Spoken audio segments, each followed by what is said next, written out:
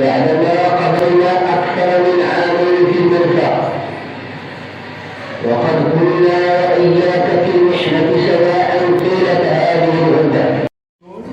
الذكرى الستين لعيد الاستقلال، وهو ذكرى مجيدة من أهم الذكريات في تاريخ المغرب. ونعلم أن المغرب لكي يحصل على استقلاله قضى أو قطع أشواطا كبيرة ومهمة في كفاحه لاسترجاع سيادته ووحدته الترابية، واستعمل في ذلك وسائل عدة منها المقاومة المسلحة التي سجل تاريخ المغرب أبطالا أفداك. الإسلام